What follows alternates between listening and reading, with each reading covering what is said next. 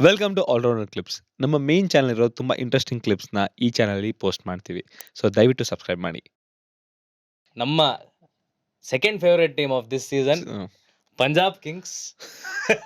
ಇವರಂತ ಮೇಲೇನು ನೋಡ್ಬೋದು, ಕೆಳಗೂ ನೋಡ್ಬೋದು ಅಂತ ಒಂದೇ ಸೀಸನ್ ಅಲ್ಲಿ ಯಾರು ಇಲ್ಲಿ ತನಕ ಹಿಸ್ಟ್ರಿ ಆಫ್ IPL ಅಲ್ಲಿ ತೋರಿಸ್ಕೊಟ್ಟಿಲ್ಲ.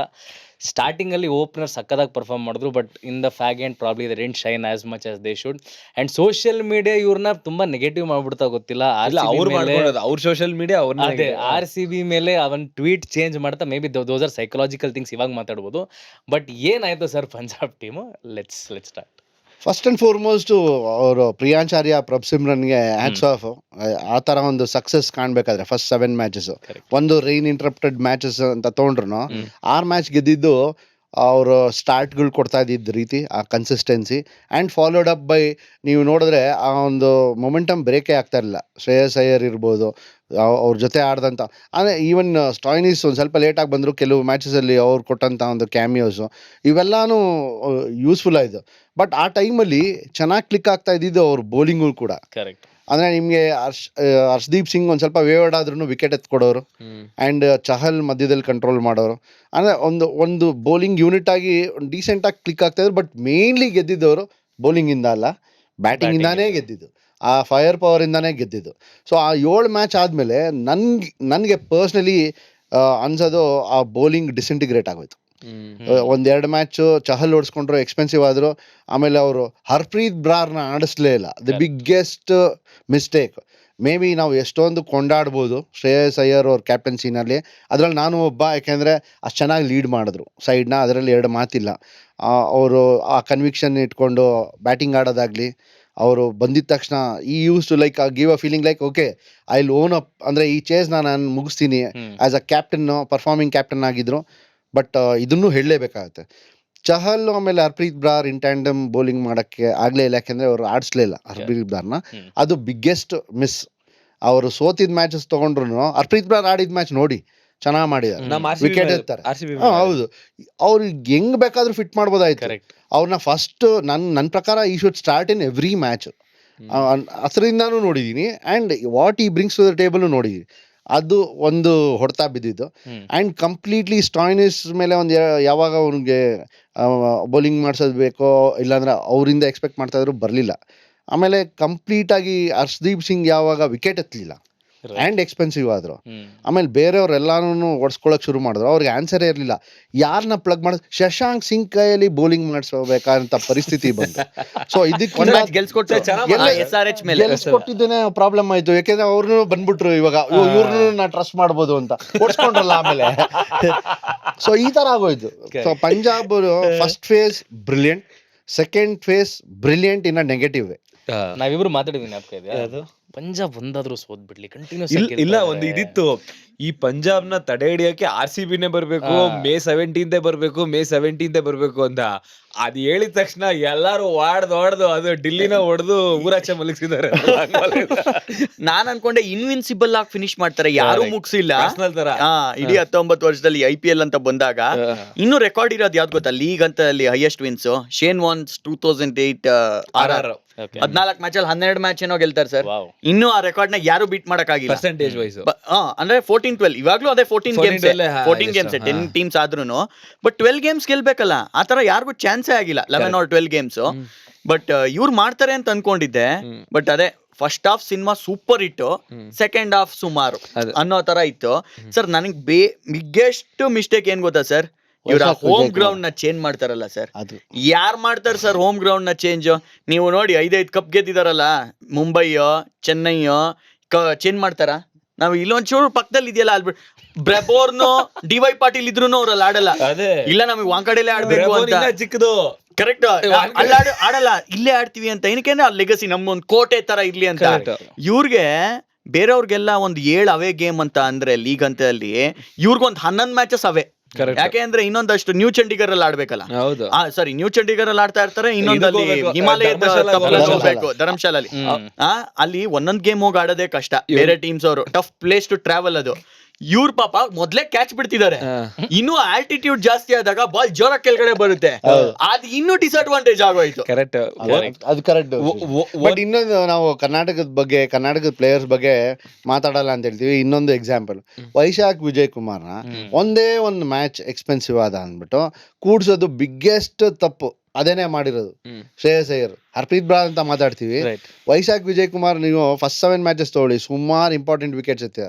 ಆಮೇಲೆ ಆ ಬಿಗ್ ಓವರ್ಸು, ಕಷ್ಟದ ಓವರ್ಸ್ ಮಾಡೋಂಥ ಎಬಿಲಿಟಿ ಇದೆ, ವೆರೈಟಿ ಇದೆ, ಇದ್ದೂ ನೀವು ಆಡ್ಸಲ್ಲ ಅಂದ್ರೆ ಯಾವ್ದೋ ಒಂದು ಮ್ಯಾಚ್ ಆಡ್ಸ್ತೀರಾ ಅಂದ್ರೆ ಅವಾಗ ಪ್ಲೇಯರ್ಗೆ ಆ ಕಾನ್ಫಿಡೆನ್ಸು ಹೋಗುತ್ತೆ. And at the same time ಆ ಯೂನಿಟ್ ತರ ಕಾಣಿಸುತ್ತೆ. ಅಟ್ಲೀಸ್ಟ್ ವೈಶಾಖ್ ಆಡ್ಬೇಕಾದ್ರೆ ಹರ್ಷದೀಪ್, ವೈಶಾಖ್, ಸ್ಟಾಯ್ನಿಸ್, ಚಹಲ್ ಈ ತರ ಅಲ್ಲ. ಬಟ್ ಅವ್ರನ್ನ ಯಾವಾಗ ಕೂಡ್ಸಕ್ ಶುರು ಮಾಡಿದ್ರು ಇವ್ರು ಡೌನ್ ಫಾಲ್ ಆಲ್ಮೋಸ್ಟ್ ಶುರು ಆಯ್ತು. ಅಂದ್ರೆ ಇವ್ರು ಡಿಫ್ರೆನ್ಸ್ ಮಾಡ್ಬಿಟ್ಟಿರೋರು ಅಂತ ಹೇಳ್ತಾ ಇಲ್ಲ, ಬಟ್ ಅಟ್ಲೀಸ್ಟ್ ಒಂದು ಆ ಯೂನಿಟ್ಗೆ, ಬೌಲಿಂಗ್ ಯೂನಿಟ್ಗೆ ಶಕ್ತಿ ತಂದಿರೋರು ಅನ್ನೋದು ಹೇಳ್ತೀನಿ. ಈ ಬಂಧನದಲ್ಲಿ ಎಲ್ಲ ಒಳ್ಳೆ ಕುಟುಂಬದ ತರ ಇರ್ತಾರೆ ದುಡ್ಡಿದ್ದಾಗ. ಯಾವಾಗ ಒಂದ್ಸಲಿ ದುಡ್ಡಿಲ್ಲ, ಏಜ್ ಆಯ್ತು ಅಂತ ಶುರು ಆಯ್ತು, ಒಂಥರ ಹೊಡಿಯಕ್ ಶುರು ಆಗ್ಬಿಡುತ್ತೆ. ಹಂಗೆ ಇವ್ರಲ್ಲಿ ಏನು ಬಿರುಕೆ ಇಲ್ವೇನೋ ಅನ್ನೋ ತರ ಇತ್ತು ಈ ಪಂಜಾಬ್ ಕಿಂಗ್ಸ್ ಗೆ.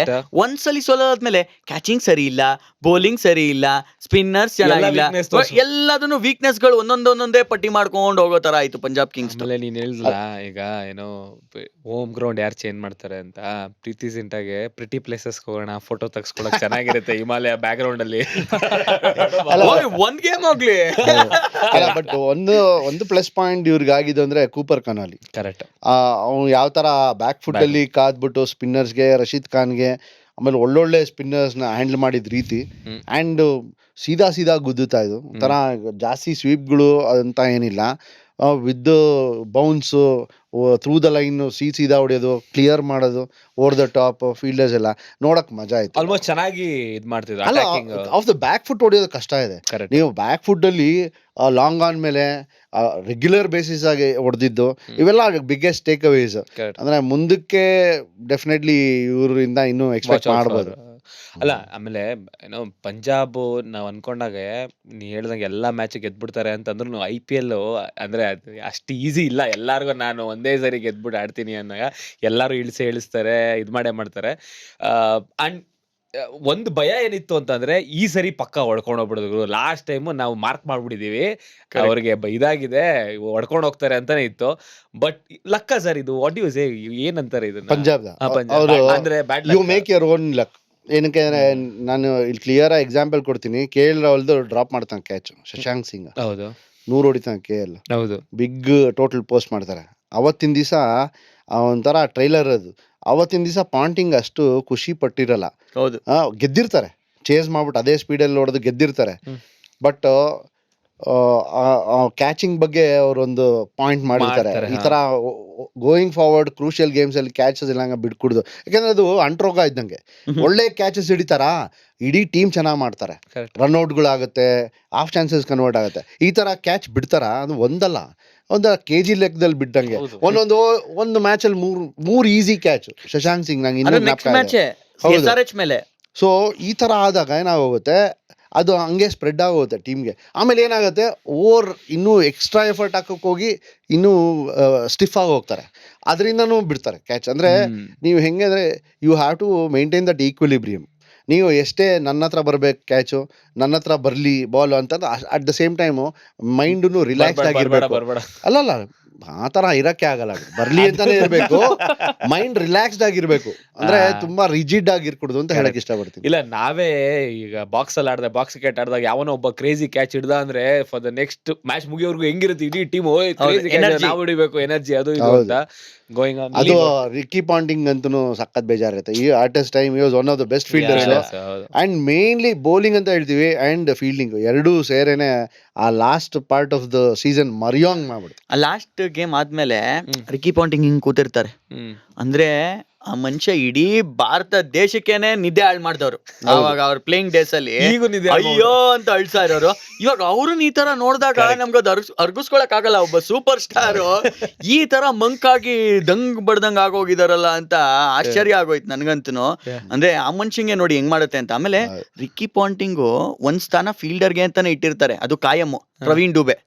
ಅವ್ರು ನೋಡಿ ಎಲ್ಲೇ ಹೋದ್ರುನು, ಯಾವ್ದೇ ಫ್ರಾಂಚೈಸಿಗೆ ಹೋದ್ರು ಪ್ರವೀಣ್ ಡುಬೆನ ಇಟ್ಕೊಂತಾರೆ. Correct. ಯಾಕೆಂದ್ರೆ ಈ ತರ ಸಬ್ಸ್ಟಿಟ್ಯೂಟ್ ಆಗಿ ಹೋದಾಗ್ಲಾದ್ರೂ ಒಳ್ಳೆ ಫೀಲ್ಡಿಂಗ್ ಮಾಡಿ ಚೆನ್ನಾಗಿ ಮಾಡ್ತಾರೆ ಅಂತ ಅಷ್ಟು ಮುಂದಾಲೋಚನೆ ಮಾಡೋರು. ಆಕ್ಷನ್ ಟೇಬಲ್ ನಲ್ಲಿ ನನಗೆ ಒಬ್ಬ ಫೀಲ್ಡರ್ ಸಬ್ಸ್ಟಿಟ್ಯೂಟ್ ಆಗಿ ಬಂದು ಚೆನ್ನಾಗಿ ಮಾಡಕ್ಕೆ ಇರ್ಬೇಕು ಅಂತಾನೆ ಇಟ್ಕೊಂತಾರೆ. ಇನ್ನೇನು ಬೇಡ, ಜಸ್ಟ್ ಫೀಲ್ಡಿಂಗ್ ಚೆನ್ನಾಗಿ ಮಾಡಿ ಸಾಕು ಅಂತ. ಹಂಗಿದ್ದವ್ರಿಗೆ ಈ ತರ ಆಗೋಯ್ತು ಅಂತ ಅಂದ್ರೆ, ಪ್ಲಸ್ ಆ ಪ್ರಿಯಾಂಶಾರಿ ಅವರ form lost later half of the tournament ಅಲ್ಲಿ ಅವ್ರದ್ದು ಕೈ ಕೊಟ್ಟಿದ್ರಿಂದ ಒಂಥರ ಎಲ್ಲ ಕೂಡ್ಕೊಂಡ್ ಬಂದಂಗ ಆಗೋಯ್ತು. ಇನ್ನೊಂದು ಅನ್ಕನ್ವೆನ್ಷನಲ್ ಕೇಳ್ತೀನಿ ಸರ್ ಕ್ವಶನ್. ಆಬ್ವಿಯಸ್ಲಿ ಗೇಮ್ ನಡೆಯೋದು ಮ್ಯಾಚ್ ಮೇಲೆ ಆದ್ರೂ ಅದ್ರ ಜಾಸ್ತಿ ಡಿಸ್ಕಷನ್ಸ್ ಆಗೋದು ಸೋಷಿಯಲ್ ಮೀಡಿಯಲ್ಲಿ, ಆನ್ಲೈನಲ್ಲಿ. ಪ್ರಾಬ್ಲಿ RCB ಇಷ್ಟು ವರ್ಷ ಸೋಷಿಯಲ್ ಮೀಡಿಯಾ ಲೀಡರ್ಸ್ ಆಗಿರೋ ಕಾರಣ ನಮಗೆ we know how to take criticism ಅದೆಲ್ಲ ಗೊತ್ತಿದೆ. ನಾವೇ ರೇಗಿಸ್ತೀವಿ. ಡ್ಯಾನಿ ಸೆಟ್ಟಿನ್ ಬಿಟ್ಬಿಟ್ಟು ಪ್ರಾಕ್ಟೀಸ್ ಮಾಡ್ಸಿದೀವಿ ನಾವು. ಫೈನಲ್ ಸರ್ ಟ್ರೋಲ್ ಮಾಡಿದ ನೀವನ್ನ ಎಲ್ಲಾರನ್ನೂ ಟ್ರೋಲ್ ಮಾಡಿ ಅನ್ಬಿಡಿ. ಶೆಪರ್ಡ್ಗೆ, Jitesh your entire form, but we are used to it.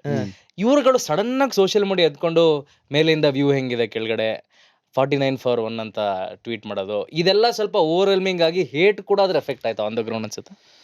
ಇದ್ರ ಬಗ್ಗೆ ಜಾಸ್ತಿ ಡಿಸ್ಕಸ್ ಮಾಡಿರಲ್ಲ. ಅಂದ್ರೆ as a team maybe ಅದಾಗಿರುತ್ತೆ, ಆಚೆ ಕಡೆ ಆಗಿರುತ್ತೆ, ಪ್ಲೇಯರ್ಗಳು ಮಾತಾಡ್ಕೊಂಡಿರ್ತಾರೆ. ಬಟ್ ತಿಲಕ್ ವರ್ಮದು ಅಂದಿರತ್ತರ ಮೀಮ್ ಅಲ್ಲ, ಬೇಕೋ ಬೇಡವೋ ಸೋಷಿಯಲ್ ಮೀಡಿಯಾ ಪ್ರೆಸೆನ್ಸ್ ಇದ್ದೇ ಇರುತ್ತೆ. ಅದ್ರದ್ದು ಎಫೆಕ್ಟ್ ಇವಾಗ ಇದ್ದೇ ಇದೆ ಜಾಸ್ತಿ, ಮುಂಚೆಗಿನ್ನ ಜಾಸ್ತಿ. ಗುರು ಅವಾಗ ಪೇಪರಲ್ಲಿ ಬಂದ್ರೆ ಪೇಪರ್ ಓದ್ಬೇಡ ಗುರು, ಅವ್ರೇನೋ ಬರ್ಕೊಂತಾರೆ ಅನ್ನೋ ಒಂದು ಕಾಲ ಇತ್ತು. ಬಟ್ ಇವಾಗ ಬೇಡ ಅಂದ್ರೂ ಹಿಂಗ್ ತೆಗೆದ್ರೆ ಸಾಕು ಕಾಣಿಸುತ್ತೆ. ಸೊ ಆ ತರ ಇದ್ದಾಗ ಎಲ್ಲೋ ಎಫೆಕ್ಟೇ ಆಗಿಲ್ಲ ಅನ್ನೋದು ತಪ್ಪು. ಬಟ್ ಅವ್ರಂಗ್ ಮಾಡಿ ವಾಪಸ್ ತಿರ್ಗಾ ಹಿಂಗೆ ಹೊಡೆಯುತ್ತೆ ಅನ್ನೋದು ಕಲ್ತಿರುತ್ತೆ. ಅದು ಪಾಠ, ಲೈಫೇ ಕಲಿಸುತ್ತೆ ಪಾಠ. ಸೊ ಈ ಪಾಠ ಏನು ಗೊತ್ತಿಲ್ಲದೆ ಇರೋ ಪಾಠ ಏನಲ್ಲ. ಯಾಕಂದ್ರೆ cricket is a great leveller ಅಂತ ಯಾರೋ ಮಹಾನ್ ಭಾವ ಅವಾಗೇ ಹೇಳ್ಬಿಟ್ಟಿದ್ದಾನೆ. So coming back to this format, ಅದು ಈವನ್ ಮೋರ್. ಯಾಕೆಂದ್ರೆ ಅವಾಗಂತೂ ಸೀರೀಸ್ ಒಂದ್ಸಲಿ ಆಗೋದು, ಶಿಪ್ಪಲ್ಲಿ ಹೋಗೋರು, ನೆಕ್ಸ್ಟ್ ಇನ್ನೊಂದು ಯಾರೋ 6 ತಿಂಗಳಾದ್ಮೇಲೆ ಇನ್ನೊಂದು ಇರೋದು. ಇಲ್ಲಿ ಎವ್ರಿ ಟೂರ್ನಮೆಂಟ್ ಎಷ್ಟು ಮ್ಯಾಚ್ಗಳಿರುತ್ತೆ. ಸೊ ಅನ್ಫರ್ಗಿವಿಂಗ್, ಬಟ್ ನೀವು you have to live with it. ಗುರುವಾರ ಈವ್ನಿಂಗ್ ಮ್ಯಾಚ್ ಇರುತ್ತೆ, ಶನಿವಾರ ಮಾರ್ನಿಂಗ್ ಮ್ಯಾಚ್ ಇರುತ್ತೆ. ಅದೇನೆ, ಹೌದು. ಯಾವ ಟ್ರಾವೆಲ್ಸ್ ಎಷ್ಟಿರುತ್ತೆ, ತುಂಬಾ ಕಷ್ಟ. ಇವಾಗ ಏನ್ ಹೇಳಕ್ ಬರ್ತಿದೆ, ಸೋಷಿಯಲ್ ಮೀಡಿಯಾ ಇವ್ರಿಗೆಲ್ಲ ಹೊಸದ್. ಇವಾಗ ನಾವೇನೋ ಬರ್ಬೇಕು, ಕಾಣಿಸ್ಕೊಬೇಕು. ನಾವು ಕಾಣಿಸ್ಕೊಬೇಕು ಅಂದ್ರೆ ಯಾರ್ ಮೇಲಿರ್ತಾರೋ ಅವ್ರಿಗೇನಾದ್ರು ಮಾಡೋಣ, ಸೊ ನಮ್ ಕಡೆ ನೋಡ್ಲಿ ಅಂತ. ಮೇಲಿರೋರ್ಗೆ ಒಂದ್ ಹೊಡಿಯೋಣ, ಯಾರು ಹೊಡ್ದ ಅಂತ ನಮ್ ಕಡೆ ನೋಡ್ತಾರ. ಅವಾಗ ಅವ್ರ ಸಪೋರ್ಟರ್ಸ್ ಎಲ್ಲ ನೋಡ್ತಾರ, ಒಂದ್ ಟ್ರಾಕ್ಷನ್ ಸಿಗುತ್ತಲ್ಲ. Any publicity is good publicity ಅನ್ನೋ ತರ ಏನಾದ್ರು ಆಗ್ಲಿ. ಅಟ್ಲೀಸ್ಟ್ ಇವಾಗ Punjab Kings media social media account ಇದೆ ಅಂತ ಹೆಂಗ್ ಗೊತ್ತಾಗ್ಬೇಕಾಗಿತ್ತು. ಮೊದ್ಲೆಲ್ಲ ರಾಜಸ್ಥಾನ್ ರಾಯಲ್ಸ್ ಅವರು ಸೂಪರ್ ಆಗಿ ಎಲ್ಲಾರು ಅಂದ್ರೆ ಮೀಮ್ಸ್ ಅಲ್ಲಿ ಅವ್ರು ಚೆನ್ನಾಗ್ ಆಡಿದ್ರೆ ಹೋಗ್ಲವ್ರು, ಬೇರೆ ಟೀಮ್ ಅವರು. ಐ ಥಿಂಕ್ ಕೋವಿಡ್ ಟೈಮ್ ಅಲ್ಲಿ 2020 ಸಕ್ಕತ್ತಾಗಿ ಮಾಡೋರು. ಆಮೇಲೆ ಈವನ್ ಪಂಜಾಬ್ ಕಿಂಗ್ಸ್ ನಿಮ್ಗೆ ಜ್ಞಾಪಕ ಇದ್ರೆ ಒಂಥರ ಪಂಜಾಬ್ ಕನ್ನಡಿಗಾಸ್ ಅಂತ ಕರಿತಾ ಇದ್ವಿ. ಜಾಸ್ತಿ ಜನ ಕನ್ನಡದವ್ರು ಇದ್ದಾಗ ಸ್ವಲ್ಪ ಕನ್ನಡದಲ್ಲೇ ಸಾಂಗ್ ಹಾಕೋದು. ಜೋಶಿ ಸರ್ ಇದ್ರು ಗೊತ್ತಾ, ಆ ಟೈಮ್ ಅಲ್ಲಿ ಸ್ವಲ್ಪ ಜಾಸ್ತಿ ಕನ್ನಡ ಲಾಸ್ಟ್ ಇಯರ್ ತನಕ ಅವ್ರು ಇದ್ರು. ಬಟ್ ಈ ವರ್ಷ ಮೇಲಿದೀವಲ್ಲ, ನಮ್ ಯಾರು ಮುಟ್ಟಕ್ಕಾಗಲ್ಲ. ಅಕಸ್ಮಾತ್ 1-2 ಗೇಮ್ಸ್ ಸೋತ್ರುನು ಕ್ವಾಲಿಫೈ ಆಗೇ ಆಗ್ತೀವಿ, ಟಾಪ್ 2 ಇದ್ದೇ ಇರ್ತೀವಿ ಅನ್ನೋ ತರ ಇದ್ರು. ಬಟ್ ಈ ತರ ಆಗುತ್ತೆ ಅಂತ ಅವರು ಅನ್ಕೊಂಡಿರ್ಲಿಲ್ಲ. ಬಟ್ ಏನಂದ್ರೆ ಅದೇ ನಮ್ಮ ಹಾಲೆಂಡ್ ಅವ್ರು ಹೇಳ್ದಂಗೆ ಸ್ಟೇ ಹಂಬಲ್ ಅಷ್ಟೇ.